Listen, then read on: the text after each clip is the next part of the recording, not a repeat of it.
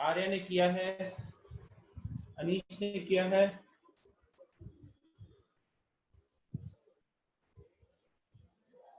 Okay great यार great. बाकी लोग क्या हिसाब है?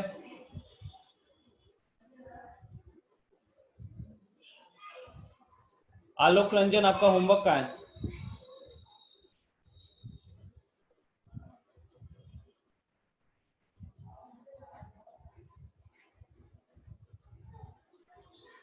ठीक है समीर एंड कर्तव्य। अरे एक मिनट बताता हूँ। आलोक रंजन, आदित्य कुमार,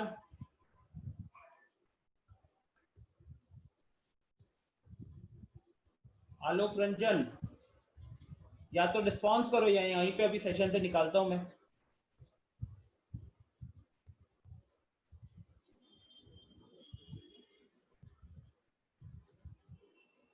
आलोक होमवर्क कहाँ पे आपका?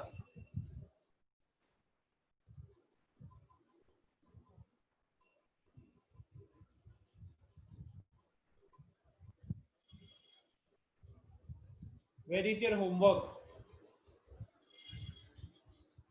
Yes Swati. 1 minute guys, I just need to have a confirmation. तो आलोक एंड आदित्य, इधर यू रिस्पॉन्स। ठीक है, इतना स्लो रिस्पॉन्स करोगे काम नहीं चलेगा। आदित्य कुमार,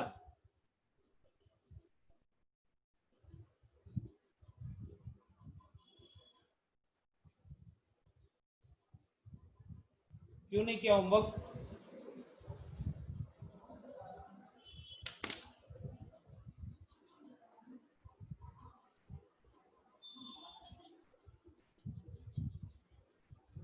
आलोक आपका होमवर्क किधर है?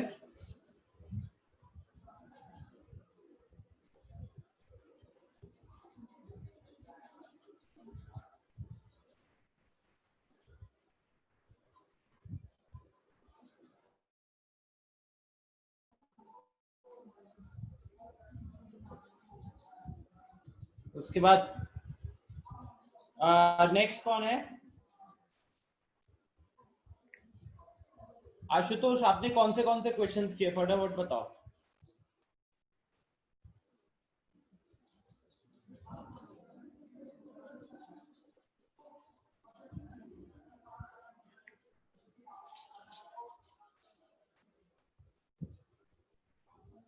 आशुतोष, आपने कौन सा होमवर्क किया है?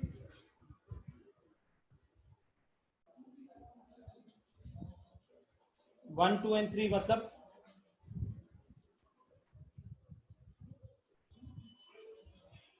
1, 2 एंड 3 मतलब कौन सा होमवर्क किया है उसमें से?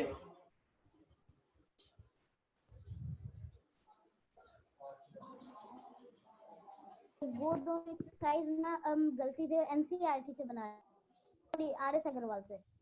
अच्छा, और ये एक्सरसाइज 3.3 का 3 3.3 का 3 मतलब तीनों सारे किए हो या फिर 3 क्वेश्चन किए? ये तो 1, 2, 3 किए हैं सिर्फ 1, 2, 3 क्यों 3.1 बोलो सर। समझ नहीं आ रहा था, थोड़ा वो डाउट में थे सर।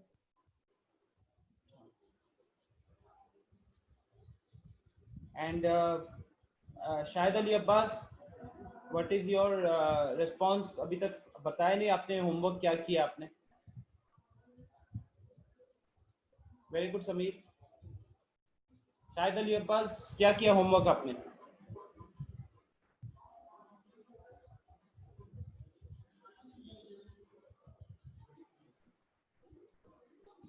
अक्षत, होमवर्क कहाँ पे?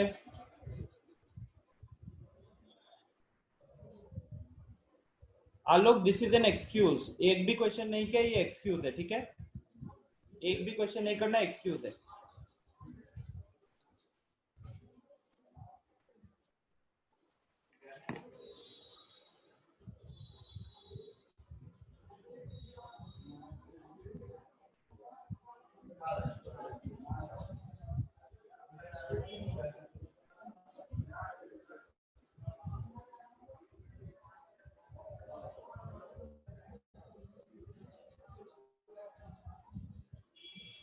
जो पेरेंट्स ग्रुप है ना, जहाँ पे सारे पेरेंट्स के नंबर एडेड है, वहां पे तो मैं सबसे पहले मेंशन कर रहा हूँ।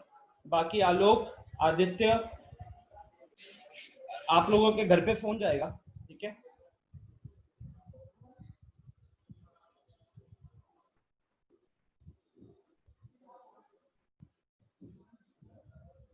So now let's start with the class.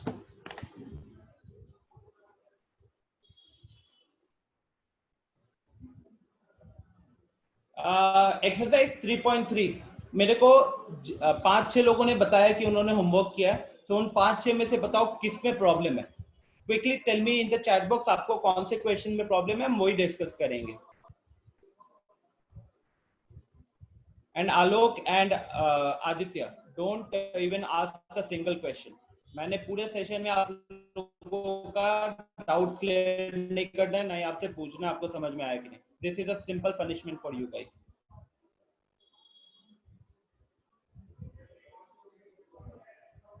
Okay, so Arya को क्वेश्चन नंबर 2 में प्रॉब्लम है, प्लीज सबको बताते रहना, ठीक है। Okay, now listen, question number 2। When I come to this question, हमें क्या देखा है, हमने क्वेश्चन में पहले ही बता दिया कि पैरेललोग्राम दिया हुआ है। पैरेललोग्राम दिया हुआ है तो ऑपोजिट एंगल्स आर इक्वल, वो सारी प्रॉपर्टीज आपको पता होनी चाहिए, ठीक है। यस अक्षर, बताओ। क्वेश्चन नंबर 5, ओके करते हैं। So will start with question number 2। Arya को क्वेश्चन नंबर 2 में प्रॉब्लम है। सो आर्या, 2 में क्या सब में दिक्कत हुई है या कुछ पर्टिकुलर क्वेश्चंस है? And everyone please be little bit responsive, हाँ, बिकॉज डाउट्स आप जल्दी जल्दी बताओगे, हमारा टाइम कम यहाँ पे स्पेंड होगा। आर्या क्विकली टेल मी, 2 में क्या सब में प्रॉब्लम है या कुछ पर्टिकुलर टाइप ऑफ क्वेश्चंस है? नो सर, सारे में प्रॉब्लम है। अच्छा, तो ये देखो, एक बताओ अभी पैरेललोग्राम का एंगल रिलेटेड प्रॉपर्टीज क्या क्या होता है, जल्दी बताओ। पैरेललोग्राम का एंगल के ऊपर बेस्ड प्रॉपर्टीज क्या क्या होता है?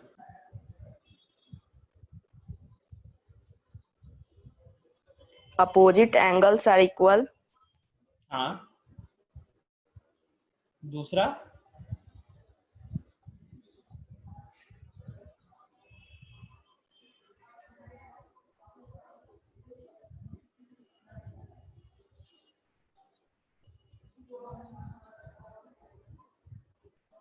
Adjacent angles are supplementary.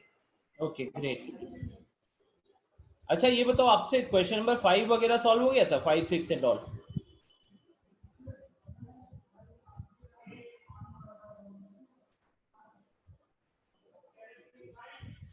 बताइए आर्या, क्वेश्चन नंबर 5, 6 वगैरह सॉल्व हो गया था?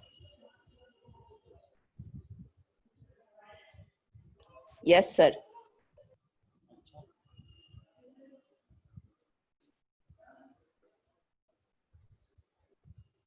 Okay, now coming to question number 2। Question number 2 में देखो यार, अपोजिट एंगल्स आर इक्वल जैसे कि उसने बताया, तो y, पहला फिगर को देखो, इस फिगर को देखो, y and 100 they both are opposite to each other, तो उस हिसाब से y को भी कितना होना पड़ेगा, y भी हमारा 100 हो जाएगा, ठीक है। तो उसके बाद देखो 100 and x, 100 and x are adjacent, है कि नहीं? एडजेसेंट एंगल्स कितना होता है, सप्लीमेंट्री होता है, मतलब उनका सम 180 डिग्री होता है। तो अगर ये 100 है तो ये कितना हो जाएगा उस हिसाब से, दिस विल बी 80 डिग्रीज। 80। और अगर ये 80 हो गया तो ये भी 80 हो जाएगा। ऑपोजिट एंगल बोल दो या फिर ये दोनों एडजेसेंट है, ठीक है। तो इससे पहला वाला क्वेश्चन डन।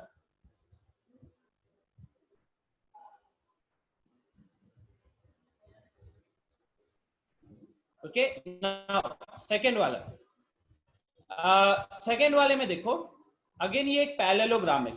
अगर मैं इसका नाम दे दूं ए बी सी डी, तो A B C D is a parallelogram.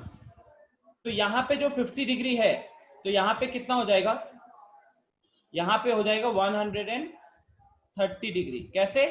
Opposite का सम 180 होगा, तो this will be 180 minus 50, 130। Arya जहां पे दिक्कत होगा इंस्टेंटली अनम्यूट करके बताना, ओके। नाउ 50 एंड ये y, 50 एंड ये y, ये दोनों एडजेसेंट है। 50 और ये y एक दूसरे के एडजेसेंट है, ठीक है। सो ये y कितना हो जाएगा उस हिसाब से। अच्छा, I did a small mistake here, this will not be 130 guys, this will be 50 degree, because ये तो अपोजिट एंगल है ना, और अगर ये अपोजिट एंगल है तो इसका सम कितना होना चाहिए। This is opposite to angle D, opposite to angle D है तो इसलिए इसकी वैल्यू हो जाएगी 50 डिग्री, ठीक है। अब बात करते हैं y का, तो y देखो मतलब एंगल C देखो, तो एंगल C जो है वो एंगल D के एडजेसेंट में आ रहा है, एंगल C जो है वो एंगल D के एडजेसेंट में आ रहा है। अब क्योंकि वो एडजेसेंट में आ रहा है, सो इन दोनों का सम कितना होना चाहिए, 180 होना चाहिए। अब अगर इन दोनों का सम 180 है तो हम यहाँ पे क्या लिखेंगे, y plus 50 is equal to 180, y plus 50 is equal to 180। यहां से y का वैल्यू आ जाएगा 180 माइनस 50, 130 डिग्री, ठीक है। और जैसे वो 130 आया, वैसे ये भी कितना आ जाएगा, ये भी 130 डिग्री आ जाएगा, ठीक है। तो आर्या यहां तक क्लियर है, इन दो क्वेश्चन में कोई डाउट। No sir. ठीक है,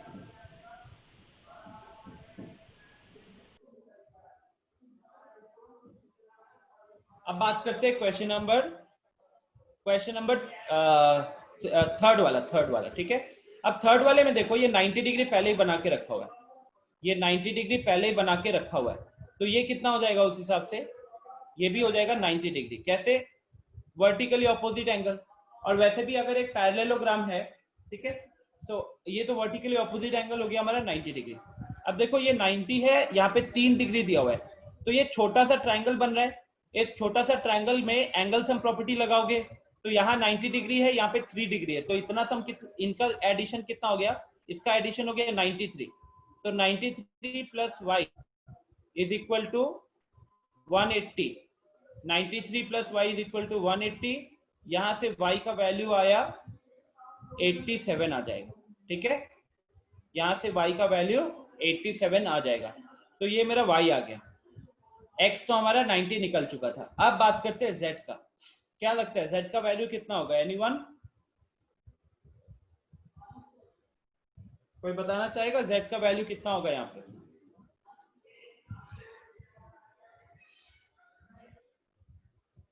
यस समीर बताओ, गलत है कर्तव्य, समीर बताइए क्या लग रहा है।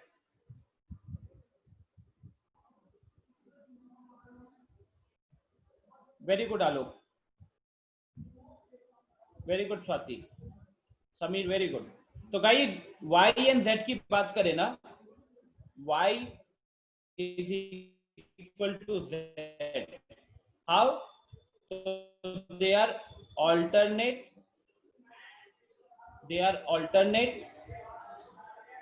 interior एंगल, ठीक है, alternate interior एंगल।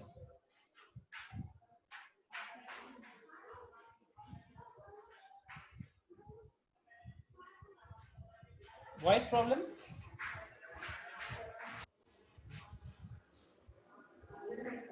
आलोक अगर ये किए हो तो एक बार फटाफट अपना कैमरा सारे नोटबुक पे दिखाओ हर क्वेश्चन के ऊपर, जस्ट फॉर कंफर्मेशन, अभी दिखाओ फटाफट।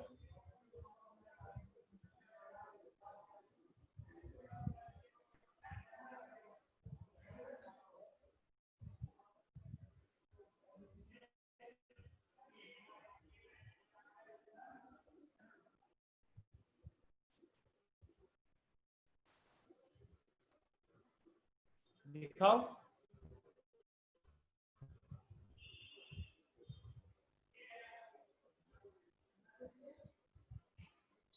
टाइम स्पेंड मत करो।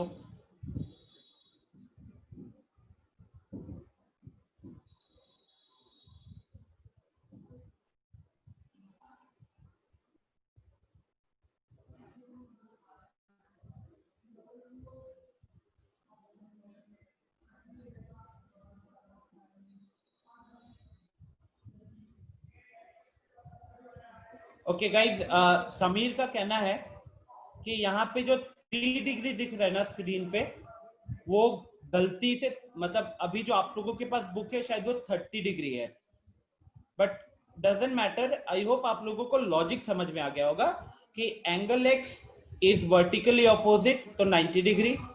एंगल वाई निकालने के लिए हमने एंगल सम प्रॉपर्टी लगाया। आलोक, आपकी बात मान नहीं सकता, इतना स्लो रिस्पॉन्स है, कैमरा ऑन करने में तो इतना टाइम लगता नहीं है।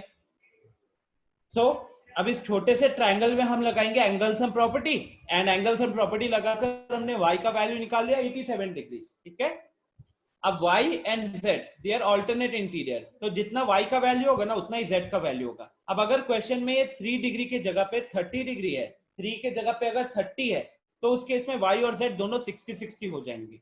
तो आपके बुक में अगर y और z का वैल्यू 60 दिया है, इसका मतलब कि ये क्वेश्चन में 3 डिग्री के जगह पे 30 डिग्री है। ओके, अब देखते हैं question number 4।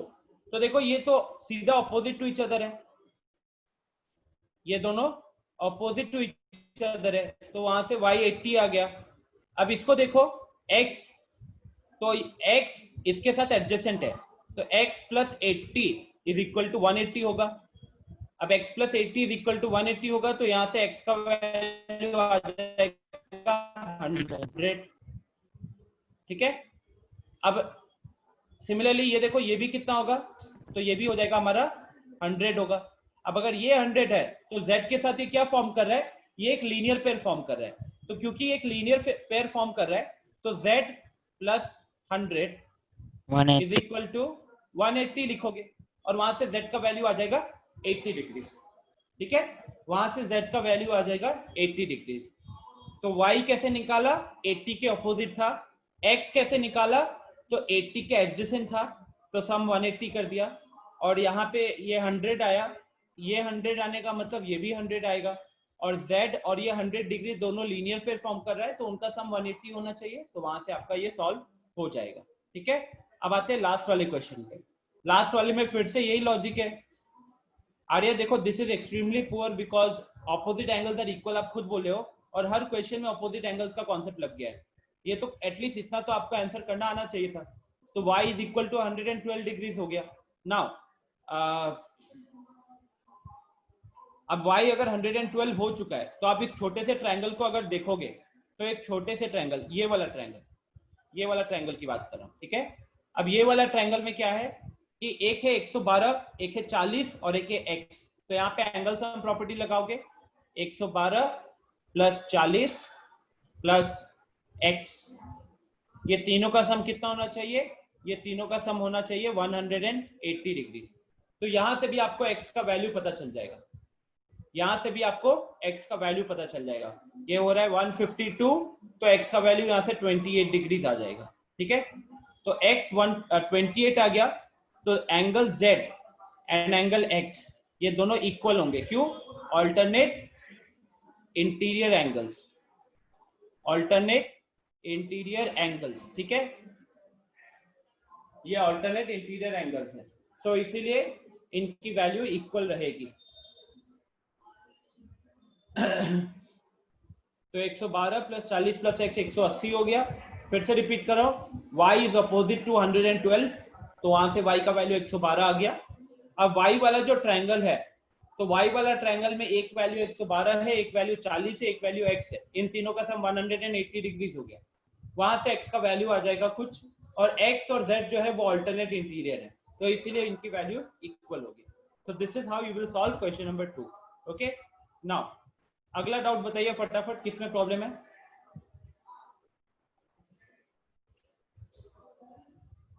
I can see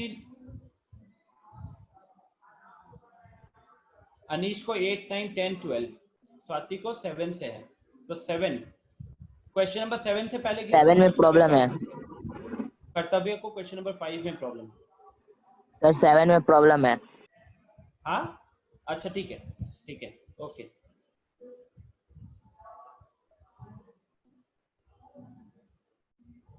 question number 5, ठीक है, 5 से पहले शुरुआत करते हैं। आर्या, आई होप ये क्लियर हो गया होगा कॉन्सेप्ट। अब आते हैं क्वेश्चन नंबर 5 पे। 5 कह रहा है अच्छा आर्य, आपने क्वेश्चन नंबर 5 कर रखा है, फटाफट सबको बताओ कैसे करेंगे, सबको बताओ कैसे करेंगे।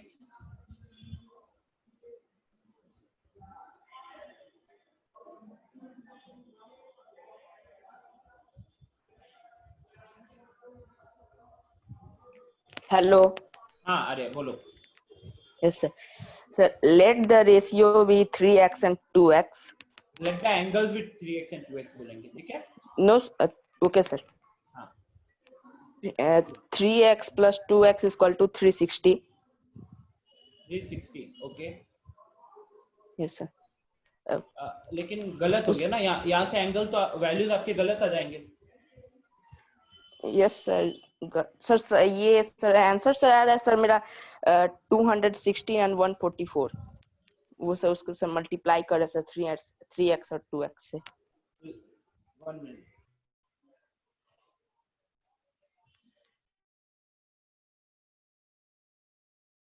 गलत है यार, आपको आंसर तो एटलीस्ट वेरीफाई करना चाहिए था। Anyone else? अनीश बताओ।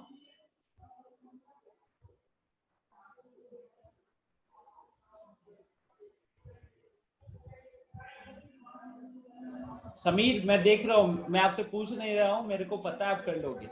अनीश जल्दी बताओ कैसे करेंगे इसको।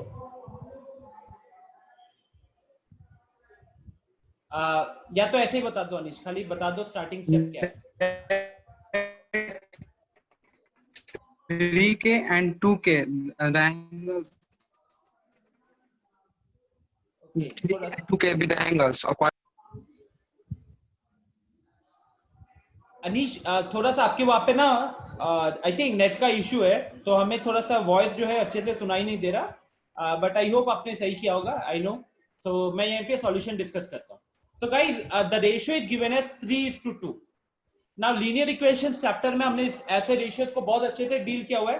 नाउ सिंस इट इज 3:2, तो I can write that the values will be, I can assume the values to be 3x and 2x, 3x and 2x, ठीक है। अब क्वेश्चन क्या कह रहा है जानते हो? क्वेश्चन कह रहा है कि दो एडजेसेंट एंगल का रेशियो 3:2 है, तो इससे हम क्या मान सकते हैं कि हमारे एडजेसेंट एंगल्स का जो वैल्यू होगा that will be 3x and 2x। And क्योंकि वो एक पैरेललोग्राम के ही एडजेसेंट एंगल्स है, तो एक पैरेललोग्राम के एडजेसेंट एंगल्स का सम कितना होता है? तो उसका सम होता है 3x plus 2x is equal to what? 180 degree. अब ये 180 आ गया, अब 3x plus 2x 5x हो जाएगा, 5x is equal to 180, और यहां से फिर आप x की वैल्यू निकाल लोगे। x की वैल्यू यहां से आपको मिल जाएगा 36। x का वैल्यू 36 मिलने से हमारा क्वेश्चन खत्म नहीं हुआ, क्योंकि हमको मेजर ऑफ ईच एंगल निकालना है। तो हमारा एंगल्स का वैल्यू हमने क्या माना था? 3x एंड 2x, ठीक है। तो हमारा उस हिसाब से बन जाएगा 3 into 36, एक वैल्यू होगा 3 into 36 और दूसरा वैल्यू होगा 2 into 36, ठीक है। एक वैल्यू होगा 3 into 36, दूसरा वैल्यू होगा 2 into 36।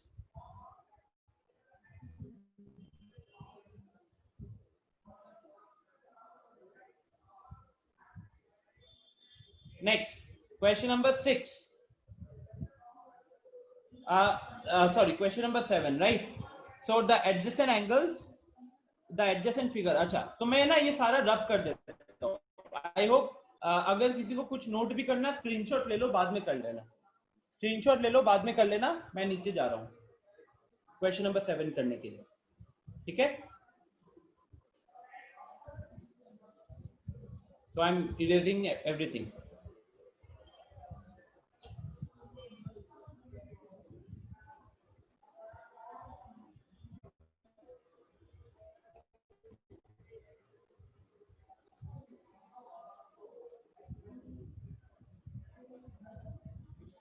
ओके अब देखो क्वेश्चन नंबर 7 में आपको क्या सोचना था कि यार है तो पैरेललोग्राम, HOPE एक पैरेललोग्राम में, तो सारी प्रॉपर्टीज जो है वो तो यहाँ पे चलेंगी।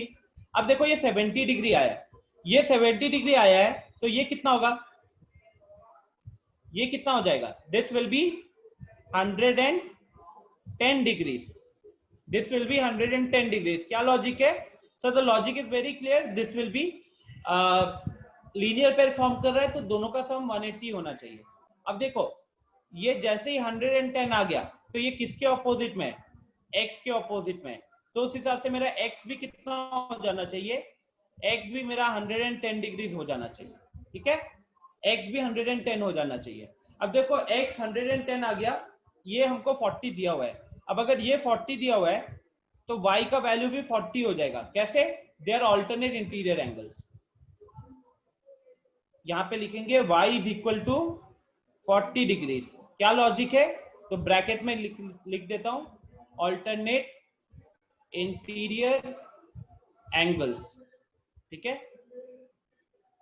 तो ये हमारा y आ गया, x आ गया. अब देखो z कैसे निकालोगे?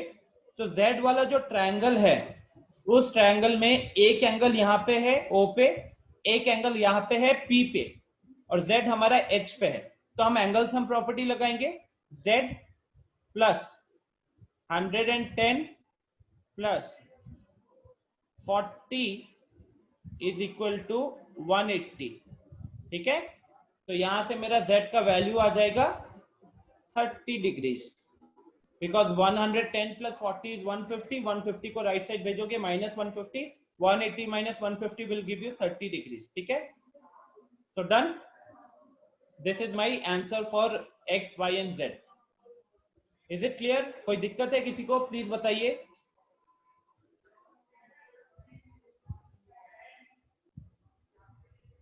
कोई दिक्कत है किसी को? प्लीज बताइए.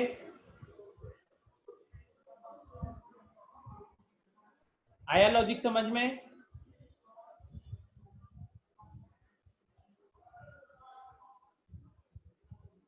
Swati, is it clear?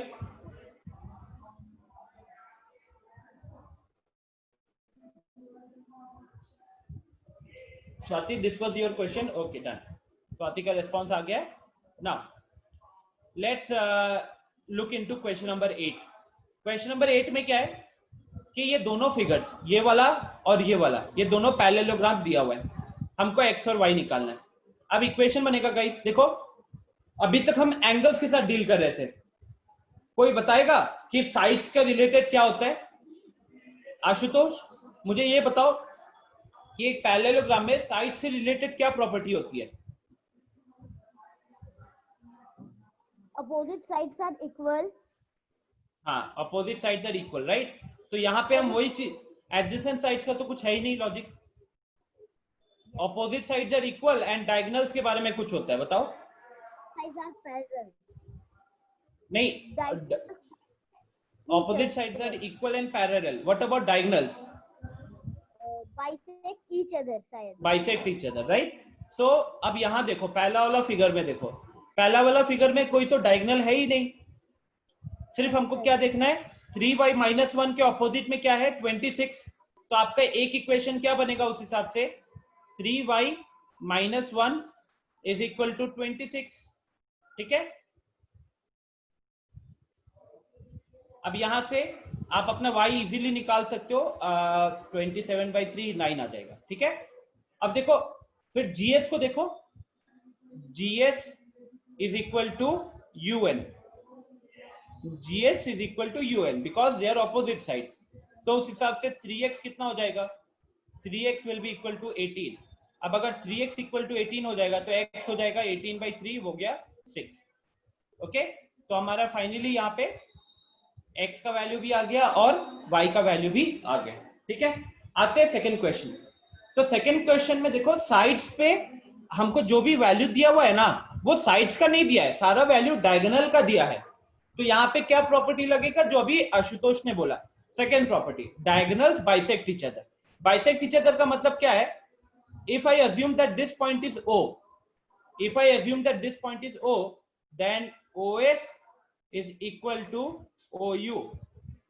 OS is equal to OU. ठीक है, and if OS is equal to OU implies 20 is equal to y plus 7 होगा. If 20 is equal to y plus 7 होगा, so y is equal to यहां से आ जाएगा 13. Similarly, OR is equal to ON आ जाएगा, OR is equal to ON आ जाएगा।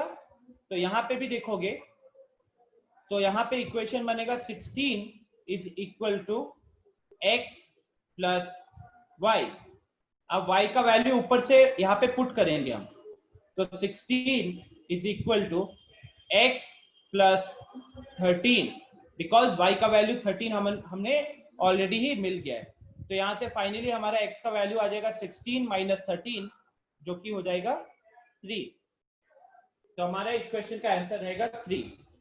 ठीक है, तो this is my final answer. x और y निकालना था ना, तो ये मेरा y का वैल्यू और ये मेरा x का वैल्यू। ये किसके लिए? सेकंड वाले के लिए। बोलो समझ में आया? जिन जिनको दिक्कत था समझ में आ गया? 8 का सेकंड किसके ऊपर था? ये पूरा क्वेश्चन साइड्स पे था। फिगर का थोड़ा सा एक बार और रिपीट कीजिएगा ना।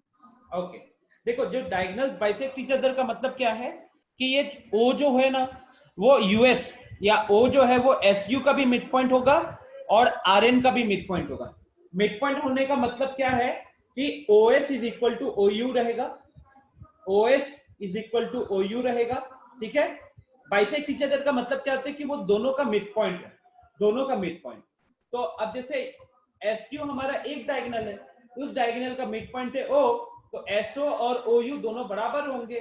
सिमिलरली RN हमारा दूसरा डायगोनल है, उसका मिड पॉइंट है O, तो OR is equal to ON हमारा यहाँ पे इक्वल हो जाएगा। ठीक है, अब देखो हमने पहले SU वाला पिक किया, तो वहां पे इक्वेशन बनेगा 20, क्योंकि इतना हिस्सा ये कितना है? 20 है, और ये हमारा y प्लस 7 है, तो 20 is equal to y plus 7 लिखा हुआ है इसलिए। ठीक है, यहां से y का वैल्यू आ गया 13। उसके बाद दूसरे वाले में क्या किया?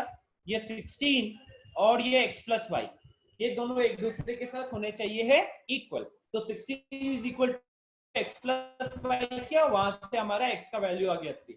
अब समझ में आ गया?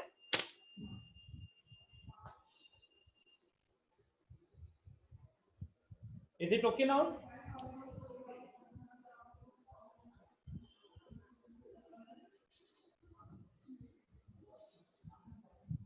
आशुतोष, अब इज इट क्लियर? कोई दिक्कत है?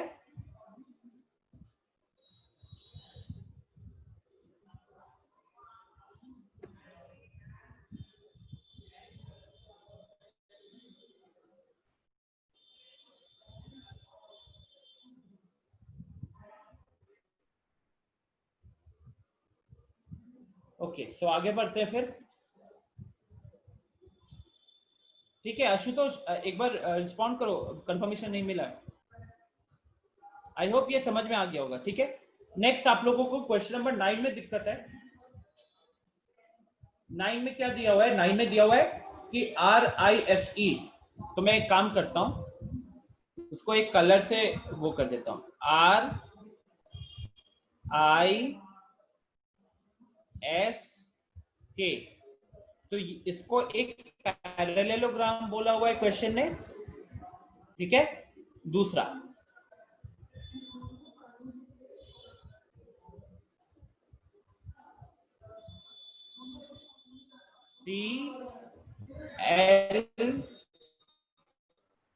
CLUE, इसको दूसरा पैरेललोग्राम बोला हुआ है। ठीक है, दो पैरेललोग्राम है। अब हमको सॉल्व करना है, क्या निकालना है हमको? हमको x का वैल्यू निकालना है। x का वैल्यू कैसे निकालेंगे? ठीक है, आलोक भूल गया क्या कह रहा था? x का वैल्यू निकालना है। अब देखो गाइस, x कहां पे लाई कर रहा है? क्या कोई आपको x कोई ट्रायंगल में दिख रहा है? बताओ, x कोई ट्रायंगल में दिख रहा है ना? तो अगर हमको उस ट्रायंगल के, अब अगर देखो क्या होता है, लॉजिक समझना पड़ेगा कि आपको एक क्वेश्चन सॉल्व कैसे सॉल्व करते हैं। जैसे मेरे पास से क्वेश्चन आया, अब मैं क्या करता हूं कि हर साल बस इसी टाइम पे आप लोगों को पढ़ाता हूं, तो बुक खोलता हूं ये मैथ्स वाली और सामने ही सॉल्व करता हूं। तो जब मेरे को ये क्वेश्चन देखने को मिलता है तो मेरा थिंकिंग क्या रहता है वो समझो।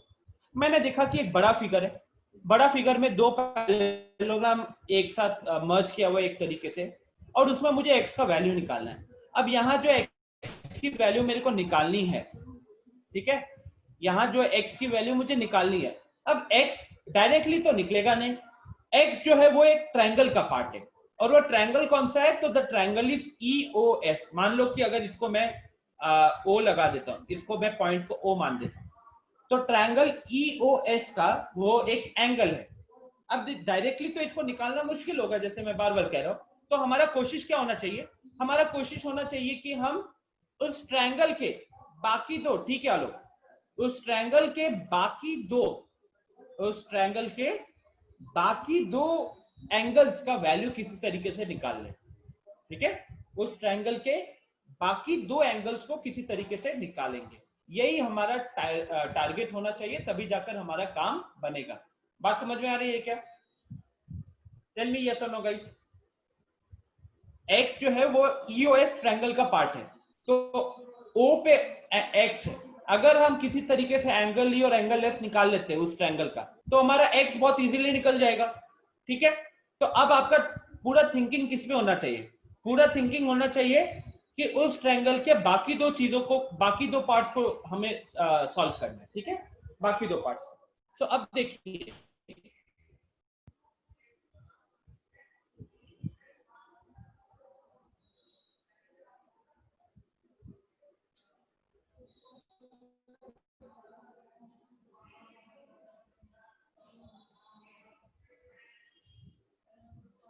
ओके, ध्यान से देखना, बहुत इजी क्वेश्चन है ये, बहुत इजी। मैं क्या करता, मैं देखता हूं कि ये वाला जो एंगल है ना, ये जो एंगल बनेगा, ये एंगल किसके ऑपोजिट है, ठीक से देखो, इस पैरेललोग्राम का दूसरा, देखो CLUE, CLUE पैरेललोग्राम है, तो अगर L का वैल्यू 70 डिग्री है, तो L के ऑपोजिट में जो E होगा उसकी भी वैल्यू कितनी होगी, उसकी भी वैल्यू 70 डिग्री हो जाएगी, ठीक है। सिमिलरली दूसरा, अगर हम ये देखें तो ये इसके ऑपोजिट आ रहा है, राइट, R जो है वो S के ऑपोजिट है, क्योंकि RISK ये एक पैरेललोग्राम पहले ही दिया हुआ है, तो इसमें एंगल R और एंगल S एक दूसरे के अपोजिट होंगे, ठीक है। अब एंगल R कैसे निकालेंगे, तो देखो ये दोनों क्या है, ये दोनों एक दूसरे के एडजेसेंट आ रहे हैं कि नहीं, एक दूसरे के एडजेसेंट आ रहे हैं, तो इन दोनों का सम कितना होना चाहिए, इन दोनों का सम होना चाहिए 180 डिग्री। तो अगर वहां पे 120 चला गया, तो यहाँ पे कितना आएगा, यहाँ पे आएगा 180 में से 120 माइनस कर दो, तो आ गया 60, राइट, ये 60 आ गया, मतलब कि एंगल एस भी 60 हो गया। अब मैं वो छोटा सा ट्रायंगल को ड्रॉ कर रहा हूं, यहाँ छोटा सा ट्रायंगल को ड्रॉ कर रहा हूं।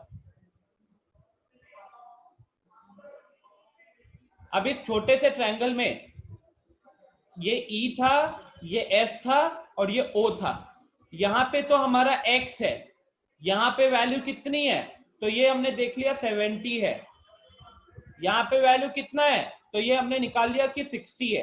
अब बताओ ये 70 है, ये 60 है, तो ये किससे निकल जाएगा, 70 plus 60 plus x is equal to 180 degree, और यहां से मेरा x का वैल्यू आ जाएगा 180 माइनस 130, 50 डिग्री। आया समझ में? जिन जिनको दिक्कत तक क्विकली चैट में एक बार यस बता दो या नो बता दो, समझ में आया या नहीं आया।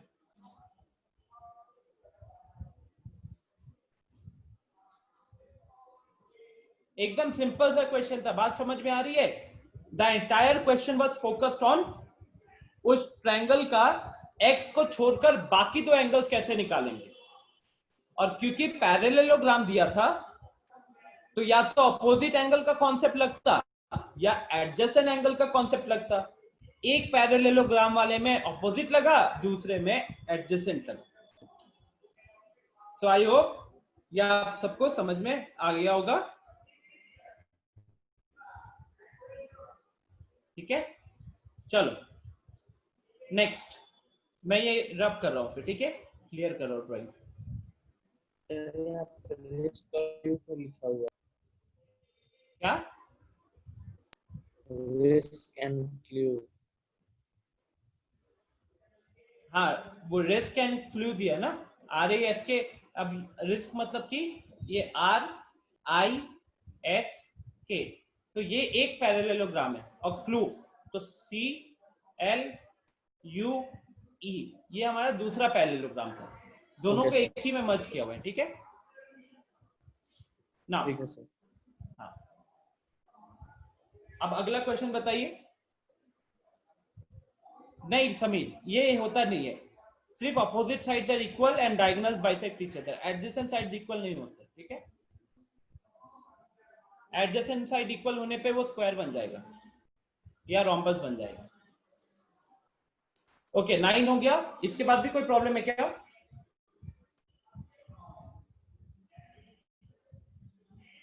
इसमें कोई दिक्कत है बताओ।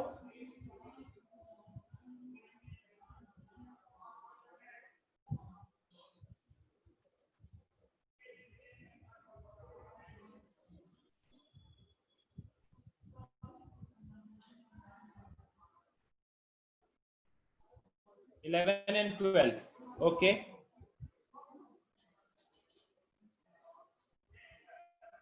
No Samira, you can say कि if ABCD पैरेलल, देखो ऑपोजिट साइड्स इक्वल होते हैं ना, तो if you take a pair of adjacent sides, then their sum will be equal to the pair of another adjacent side, because opposite side equal है ना, तो वो तब इक्वल हो जाएगा उस केस। 10 और अच्छा 10 11 12 तीनों ही हो गए।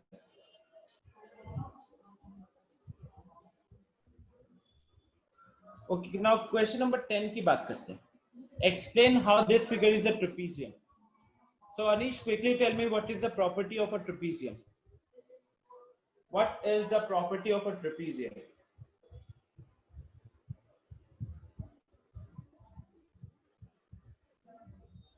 एंगल से रिलेटेड क्या प्रॉपर्टी, या ऐसे प्रॉपर्टी बताओ क्या क्या होता है ट्रेपेजियम का? समीर ने अपना हैंड रेज कर दिया।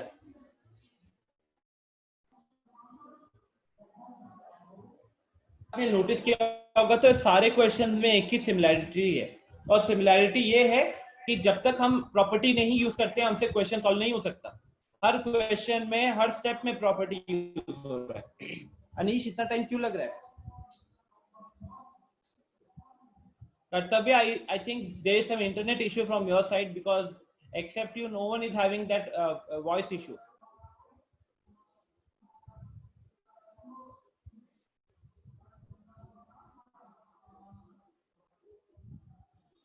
अनीश, आवाज नहीं आ रही है।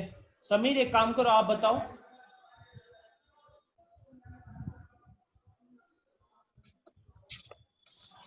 Side opposite sides are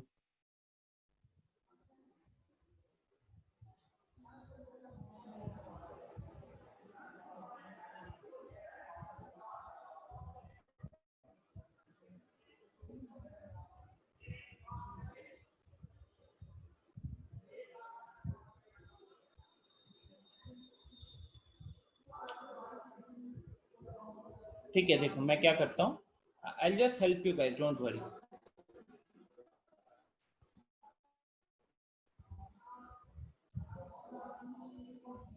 ये रहा यहाँ पे लास्ट पेज।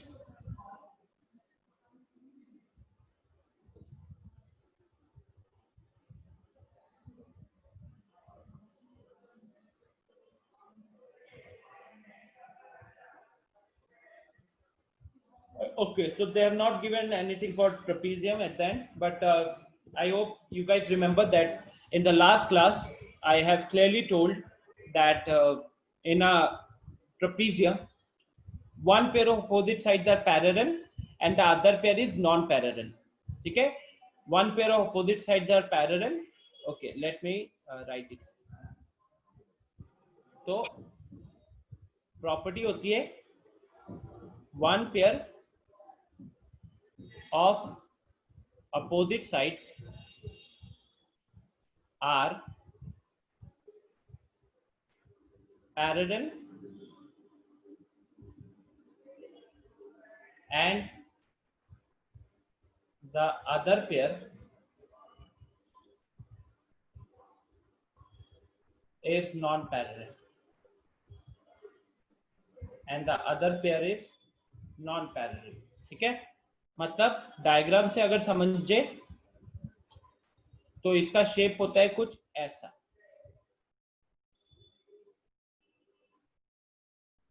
अब इसमें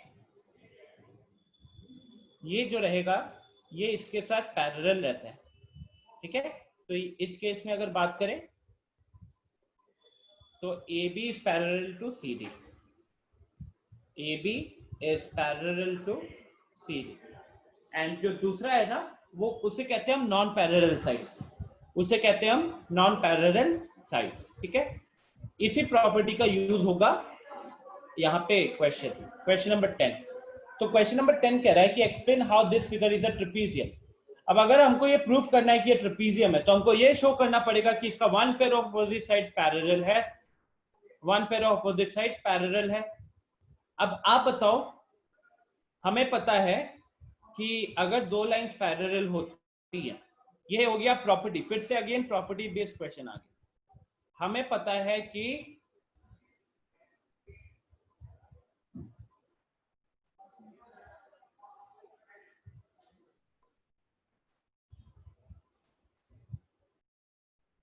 सबको ही बताना मेरे को, हाँ चैट में बताओ। मानो कि this is line L and this is line M, ये लाइन L है, ये लाइन M है, और ये मेरा है लाइन P। अब अगर मैंने आप लोगों को बताया कि L is parallel to M, मैंने बता दिया कि L is parallel to M, this is given, ठीक है। एंड उस केस में ये वाला एंगल को मैं मानता हूं A, ये वाला एंगल को मानता हूं मैं B, ठीक है।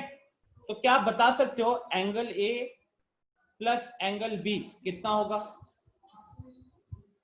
Angle A plus angle B कितना होगा बता सकते हो? 180 degree.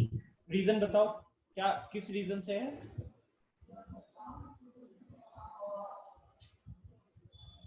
Adjacent angle. Adjacent angle word हम कहां पे यूज करते हैं? We use it only for parallelogram. In this case we can not use the same word. Very good Anish, Anish ने प्रॉपर वर्ड बताया है, दे आर को interior angles, co interior angles. Sir तो कॉरेस्पॉन्डिंग एंगल क्या होता है? करेस्पॉन्डिंग हो जाता है जो कि पैरेलल लाइन का सेम साइड में रहेगा, पैरेलल लाइन का सेम साइड में रहेगा और ट्रांसवर्सल के भी सेम साइड में रहेगा। जैसे अगर आप B को देखोगे तो ये जो B लिखा हुआ है ये M के ऊपर है, जबकि A को देखोगे तो ये L के नीचे है। अगर ये ऊपर होता, मानो यहाँ पे मैंने C लिखा है, ठीक है, तो उस केस में C और B ये दोनों इक्वल हो जाते हैं। किस लॉजिक से इक्वल होते? तो ये होते करेस्पॉन्डिंग एंगल से, ओके। तो करेस्पॉन्डिंग एंगल के लिए आपको क्या याद रखना है कि same side of transversal, same side of parallel line. जैसे C को देखो, B को देखो, दोनों ही L के ऊपर है, दोनों ही L के ऊपर है और दोनों ही ट्रांसवर्सल के लेफ्ट में है। तो same side of transversal, same side of parallel lines, इसी को हम करेस्पॉन्डिंग एंगल्स बोलते हैं, ठीक है। क्लियर है? ये सब में कंफ्यूजन नहीं रखना है बिल्कुल भी, ठीक है। सो अब देखो, इस क्वेश्चन में हमको बोला था प्रूफ कीजिए कि ये ट्रेपीजियम है। अब अगर हमको प्रूफ करना है कि ये ट्रेपीजियम है तो हमको बस इतना ही दिखाना है कि इन दोनों का सम 180 होना है। अगर मैं दिखा दूं कि एंगल M और एंगल L अगर ये को इंटीरियर एंगल होते तो इनका सम 180 होता। अब देखो तो 100 और 80 को ऐड करोगे तो कितना आएगा? 100 और 80 को ऐड करोगे तो कितना आएगा? 180 आएगा कि नहीं? लेकिन 180 कब बनता है? यहां पे हम ये लिखेंगे angle M plus angle L is equal to 180 degree, but they are को interior angles, but they are को इंटीरियर। देखो क्या होता है कि अगर लाइन पैरेलल होता तो कोइंटीरियर एंगल का सम 180 होना था। अब यहाँ पे अगर वो ऑलरेडी 180 है तो ये तभी 180 हो सकता है ना जब ये और ये पैरेलल होंगे। ये तभी 180 होगा ना गाइस जब ये दोनों एक दूसरे के पैरेलल होंगे। तो हम यहाँ पे ये शो करेंगे, मतलब हम रिवर्स करेंगे, रिवर्स प्रोसेस पे चलेंगे। हम दिखाएंगे कि यहाँ पे सम क्योंकि 180 पहले से ही है और क्योंकि हमारा सम 180 पहले से ही है तो फिर ये तभी पॉसिबल होगा जब दो पैरेलल लाइंस को एक ट्रांसवर्सल कट करेगा और ये कोइंटीरियर एंगल होंगे। तो क्योंकि 180 दिख रहा है तो ये कोइंटीरियर होगा और अगर ये कोइंटीरियर है तो ये दोनों को पैरेलल होना पड़ेगा। तो यहाँ पे KL और MN parallel to each other हो जाएगा। ठीक है, यहाँ पे इज इट क्लियर गाइस? यहाँ पे आपको दिखाना है कि इन दोनों का सम 180 डिग्री है but they are cointerior angles, implies KL parallel MN। ठीक है, so this will be my final answer for this question.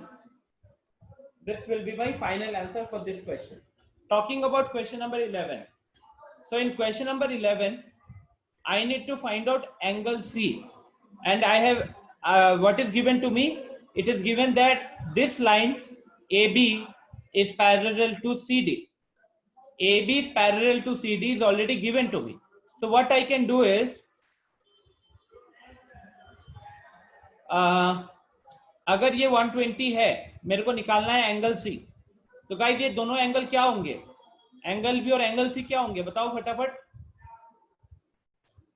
Angle B is equal to angle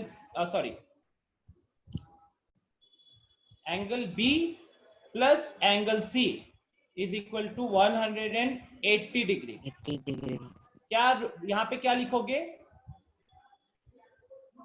linear pair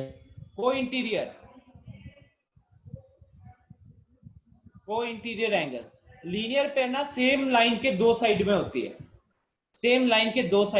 है, तो ये कोइंटीरियर हो गया। अब क्योंकि हमारा B का वैल्यू ऑलरेडी 120 है तो हमारा C कितना आ जाएगा? वहां से C का वैल्यू आ जाएगा 60 डिग्री। ठीक है, बात करते हैं क्वेश्चन नंबर 12 का। क्वेश्चन नंबर 12 में हमको क्या क्या पैरेलल दिया हुआ है? तो SP this line is parallel to RQ this second line. ठीक है, so they are parallel to each other. Now if they are parallel to each other, so if this angle is 90 degree, so this angle will also be equal to 90 degree. कैसे? ये दोनों हमारे हो गए co-interior, ये हो गए हमारे कोइंटीरियर एंगल्स। ठीक है, अब ये 90 हो गया और यहाँ पे हमारा 130 आ ही चुका है तो 180। अब यहाँ पे एंगल सम प्रॉपर्टी लगा देंगे हम। ये अल्टीमेटली तो क्वाड्रिलेटरल है तो इन चारों एंगल्स का सम कितना हो जाएगा? 360 हो जाएगा। तो एंगल P प्लस Q पे हमारा कितना है? मैं ऐसे लिख देता हूं, angle P plus angle Q plus angle R plus angle S। So PQRS is equal to 360 degree. उसमें से हमारे पास Q है, R है, S है, पुट कर दो तो यहां से आपको P का वैल्यू मिल जाएगा 50 डिग्री। ठीक है, P का वैल्यू मिल जाएगा 50 डिग्री।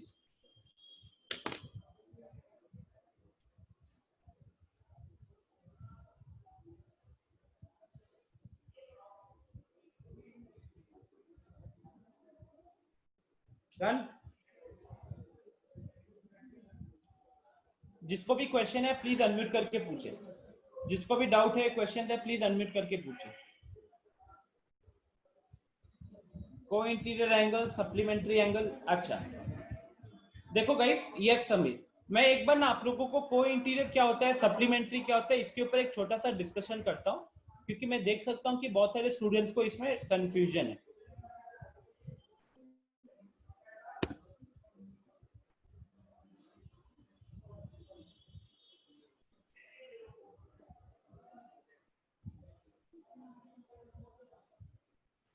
तो सबसे पहले देखो what is a linear pair. Linear pair is nothing but angle on the same straight line, angle on the same straight line, ठीक है। जैसे कि ये मैंने एक स्ट्रेट लाइन ड्रॉ किया और इसके ऊपर एक आर्क आ गया, तो ये मेरा स्ट्रेट लाइन है, this is my line and this is another line, you can say. अब जब ये लाइन गिरा इसके ऊपर, तो एक ये वाला एंगल बना और एक ये वाला एंगल बना। अब आपको समझना होगा यहाँ पे कि this entire angle is equal to what, इसको हम एक स्ट्रेट एंगल बोलते हैं। This entire angle would have been a straight angle. तो अब अगर ये दो छोटे छोटे पार्ट में डिवाइड हो गया, मान लो ये A है और ये B है, तो उस केस में A प्लस बी कितना होना चाहिए, A प्लस बी हमारा स्ट्रेट एंगल के बराबर होना चाहिए ना, तो इसीलिए A प्लस बी कितना लिखेंगे हम लोग, 180 डिग्रीज लिखेंगे, ठीक है, 180 डिग्रीज लिखेंगे। ये लीनियर पेयर होता है। नेक्स्ट 2, जब आपसे बात किया जाता है को इंटीरियर, तो को इंटीरियर जो एक्चुअली डिफाइंड है ना, it is defined for 2 parallel lines and the 2 parallel lines are intersected by another line।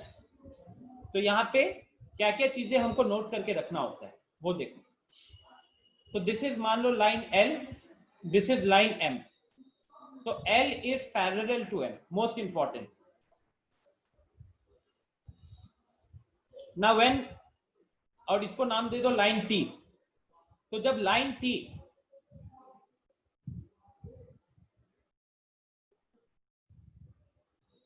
Line T intersect किया L और M को, तो कहां पे इंटरसेक्ट किया, ये एक पॉइंट था, ये एक पॉइंट था और ये दूसरा पॉइंट था, जिसके कारण इसको बहुत सारे अलग अलग एंगल्स में डिवाइड किया, राइट। तो ये हो गया A, B, C and D। यहां पे दे देते हैं नाम E, F, G and H। अब अगर मैं बात करूं करेस्पॉन्डिंग एंगल का, तो जैसे कि अभी आशुतोष पूछ रहा था, तो मैंने बताया कि करेस्पॉन्डिंग एंगल्स क्या होते हैं, तो they are angles on the same side of the transversal and same side of the parallel line. तो ट्रांसवर्सल तो T है ना, अब T का सेम साइड मतलब क्या, तो लेफ्ट लेंगे यहाँ पे या फिर राइट लेंगे, या तो लेफ्ट या फिर राइट। पैरेलल के सेम साइड मतलब कि देखो A और D, यहाँ पे देखो A और D जो है वो L के ऊपर है, B एंड C L के नीचे है। Similarly E and F M के ऊपर है, इस दूसरे वाले लाइन के ऊपर है, H और G दूसरे वाले लाइन के नीचे है, ठीक है। तो अब अपन को क्या करते हैं हम लोग, करेस्पॉन्डिंग में बोलते हैं कि A is equal to E, because दोनों लेफ्ट में है और दोनों पैरेलल लाइंस के ऊपर है। Similarly B is equal to H, यहां पे क्या बोलते हैं, B एंड H दोनों ट्रांसवर्सल के लेफ्ट में है और दोनों पैरेलल लाइंस के नीचे है। सिमिलरली अब राइट वाला एंगल्स देखो, ट्रांसवर्सल के राइट वाला, तो D is equal to F। How D is equal to F, दोनों राइट में है, दोनों ट्रांसवर्सल दोनों पैरेलल लाइंस के ऊपर है। And lastly C is equal to G, दोनों ट्रांसवर्सल के राइट में है और पैरेलल लाइंस के नीचे है, ठीक है। ये करेस्पॉन्डिंग हो गया। फिर बात करते हैं आपसे को इंटीरियर। को इंटीरियर नहीं, पहले ऑल्टरनेट इंटीरियर देख लेते हैं। बता रहा हूं अनीश। फिर देखते हैं हम लोग ऑल्टरनेट इंटीरियर एंगल्स। तो ऑल्टरनेट इंटीरियर एंगल्स में अगर आप देखोगे, ऑल्टरनेट इंटीरियर क्या होता है, अंदर वाले एंगल्स। तो अंदर वाले एंगल्स, सबसे पहले तो आपको इंटीरियर एंगल्स पता होना चाहिए इधर। इसके अकॉर्डिंग में इंटीरियर एंगल्स क्या बोलेंगे हम लोग, यहां के लिए हम बोलेंगे इंटीरियर एंगल्स हो जाएंगे जो कि दोनों पैरेलल लाइंस के बीच में है। दोनों पैरेलल लाइंस के बीच में क्या क्या दिख रहा है आपको, B, C, E, F। तो B C E F, तो these are my interior angles. अब जब बात करते हैं ऑल्टरनेट इंटीरियर, जब बात करते हैं हम लोग ऑल्टरनेट इंटीरियर, तो ऑल्टरनेट इंटीरियर क्या होता है, इक्वल होते हैं। अब जैसे बी लिया, ये बी हमारा एक इंटीरियर एंगल है, तो बी के ऑल्टरनेट में बी जो है ना वो ट्रांसवर्सल के लेफ्ट में है। ऑल्टरनेट मतलब कि दूसरा लेते हैं हम, उल्टा करते हैं एक तरीके से। तो अगर बी ट्रांसवर्सल के लेफ्ट में है तो एफ ट्रांसवर्सल के राइट में है। तो ये हो जाएगा B is equal to F and C is equal to E। ये मेरा ऑल्टरनेट इंटीरियर होता है, ठीक है, ये मेरा ऑल्टरनेट इंटीरियर होता है। अब हम देखते हैं ऑल्टरनेट एक्सटीरियर। हम देखेंगे अभी ऑल्टरनेट एक्सटीरियर, हम देख लेते हैं को इंटीरियर। को इंटीरियर का मतलब होता है सेम साइड, करेस्पॉन्डिंग के साथ रिलेट कर सकते हो, करेस्पॉन्डिंग का भी स्टार्टिंग 2 लेटर सेम है। तो को इंटीरियर मतलब कि करेस्पॉन्डिंग इंटीरियर की तरह मानो इसको, ठीक है, इंटीरियर ही लेना है और करेस्पॉन्डिंग एंगल लेना है। तो जैसे कि L और M इंटरसेक्ट कर रहा है, तो B और E क्या है, दोनों लेफ्ट में है, तो यहाँ पे आपका लिखेगा, आप लिखोगे B plus E is equal to 180 degree. कैसे पहचाना, इंटीरियर एंगल है और दोनों ट्रांसवर्सल के लेफ्ट में है। ओके, सिमिलरली C और F दोनों ट्रांसवर्सल के राइट में है और इंटीरियर एंगल है। तो यहाँ पे अगला आएगा C plus F is equal to 180 degree. C plus F is equal to 180 degree, ठीक है। तो अल्टीमेटली आपको ना ये ध्यान में रखना है, ये याद रखना है, ये याद रखना है और ये याद रखना है, ठीक है। अब ये एडजेसेंट जो बात होती है ना एडजेसेंट एंगल्स की, तो ये एडजेसेंट एंगल हम कहां पे यूज करते हैं,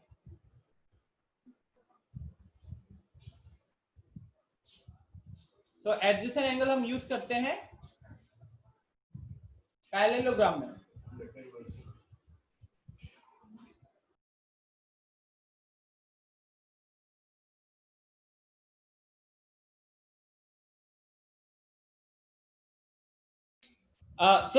जब बात करते हैं, मान लो ये एक पैरेललोग्राम दिया हुआ है, ठीक है, this is already given to be a parallelogram, so in that case let's say we name the vertices as A, B, C, D. Now since it's already given to be a parallelogram, तो there are certain properties जो हमें पता होती है, जैसे कि opposite sides are parallel, तो AB parallel to CD and AD parallel to BC, okay, AB parallel to CD and AD parallel to BC, ये हो गया हमारा प्रॉपर्टी होता है। अब यहाँ पे ना अगर हम एंगल ए को देखते हैं, तो angle A is adjacent, adjacent मतलब साइड वाला एंगल, समझो साइड वाला। तो angle A is adjacent to किसके किसके, adjacent, it is adjacent to angle D के भी एडजेसेंट है एंड एंगल बी के भी एडजेसेंट। बात समझ में आ रही है आप सबको? एंगल ए जो है वो डी के साथ भी एडजेसेंट है, क्योंकि ए के एक साइड में डी है और दूसरे साइड में बी है। तो जब मैं पूछूंगा आपसे एडजेसेंट एंगल, तो ए के साथ आप डी को भी कंसीडर कर सकते हो और ए के साथ आप बी को भी कंसीडर कर सकते हो। या समीर को एक्सटीरियर है, I have left that, not that important, ठीक है, बाकी सब निकाल लेंगे। कोई एक्सटीरियर का मतलब यहाँ पे यूज नहीं पड़ता है क्वाड्रिलेटरल के अंदर, तो इसलिए नहीं बताया। जो यूज पड़ता है दे आर को इंटीरियर एंड ऑल्टरनेट इंटीरियर। तो guys this is it, I mean ultimately आपको बस इतना ही याद रखना है कि ये एडजेसेंट कौन सा होगा। यहाँ पे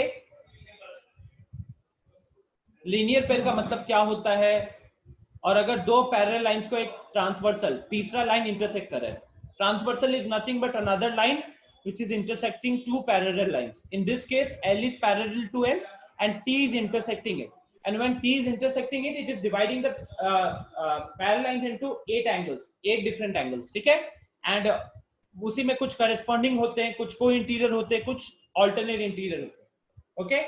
Okay, चलो अब हम वापस से चलते हैं क्वेश्चन नंबर एक्सरसाइज 3.4 के ऊपर. अनीश को उसमें कुछ प्रॉब्लम है, उसके साथ हम क्लास को एंड कर देंगे.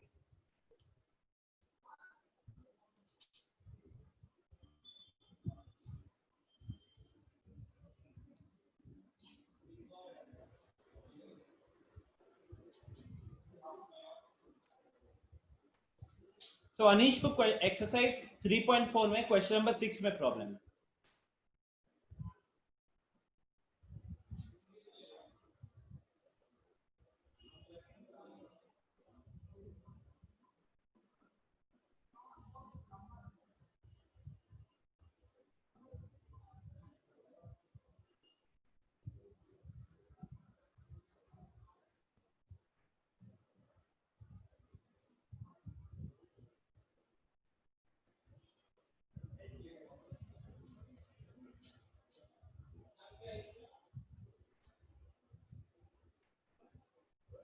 Anish, okay, so what we can do here is, in this case, हाँ,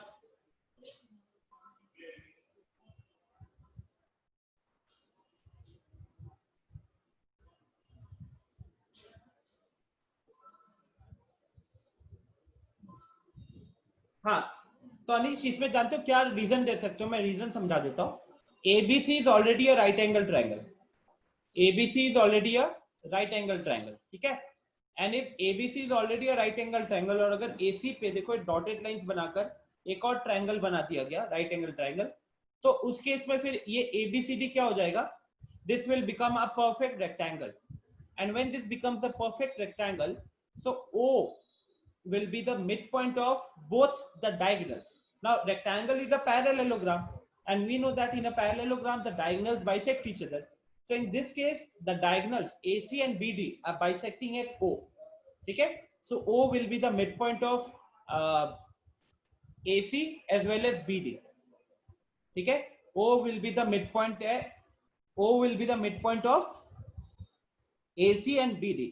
अब क्योंकि ये मिड पॉइंट है और डायगोनल्स एक रेक्टेंगल में इक्वल होते हैं, तो जो O होगा ना वो ABCD चारों से इक्विडिस्टेंट हो. अगेन रिपीट कर रहा हूं, 6 में डॉटेड लाइन बनाने के बाद ये एक सिंपल सा रेक्टेंगल बन गया. एक रेक्टेंगल जो होता है उसके डायगोनल्स इक्वल होते हैं और उसके डायगोनल्स बाइसेक्ट करते हैं. तो यहाँ पे डायगोनल्स इक्वल हो गए, डायगोनल्स बाइसेक्ट कर रहे हैं, तो यहाँ O जो हो गया वो इक्विडिस्टेंट हो जाएगा ABC से.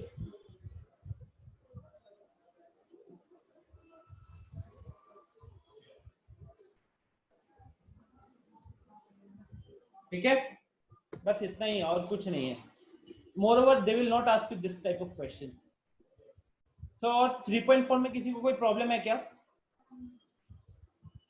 गाइस? 3.4 का एक क्विकली छोटा सा डिस्कशन देखते हैं. 3.4 is nothing but simply based on the property. मतलब कि आपको ट्रू फॉल्स या कंडीशंस बताना और कुछ नहीं है. जैसे कि all rectangles are squares, false. ठीक है, बिकॉज अब रेक्टेंगल्स में जैसे कि ऑपोजिट एंगल से इक्वल होते हैं, एडजेसेंट नहीं होते, तो हम ऑल स्क्वायर्स आर रेक्टेंगल्स बोलते हैं, ऑल रेक्टेंगल्स आर स्क्वायर नहीं बोलते हैं. All kites are rhombuses, false. ठीक है, all rhombuses are parallelograms, true. तो इस तरीके से सीधा प्रॉपर्टी बेस्ड क्वेश्चन है. All rhombus are kites, you'll say false. All squares are rhombus and also rectangles. तो अब स्क्वायर की प्रॉपर्टी देखोगे, स्क्वायर की प्रॉपर्टी होती है कि ऑल साइड आर इक्वल. उसके बाद दूसरी प्रॉपर्टी होती है कि डायगोनल्स इक्वल होते हैं. अब डायगोनल्स रोम्बस के केस में इक्वल नहीं होता, तो यहाँ पे हमको लिखना पड़ेगा false. All parallelograms are trapezium. I'll write false here. Right? Parallelogram and trapezium are two different categories of quadrilaterals. So what I'm trying to say is this entire thing is simply based on property, how quickly you can identify the properties and all rhombuses are kite.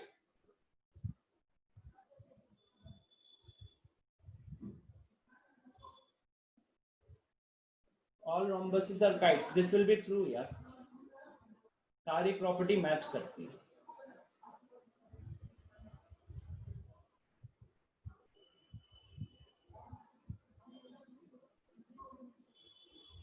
अच्छा मैं एक काम करूंगा आप लोगों के लिए, मैं ना इंटरनेट से थोड़ा ढूंढ लूंगा, कहीं से मिल जाएगा.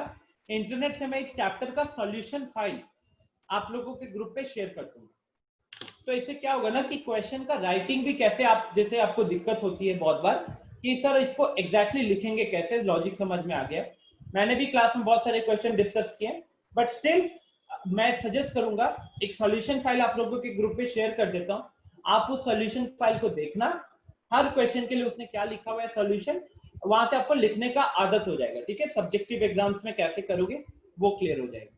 ठीक है, तो I will quickly just download this from the internet and I will send it to you. Okay,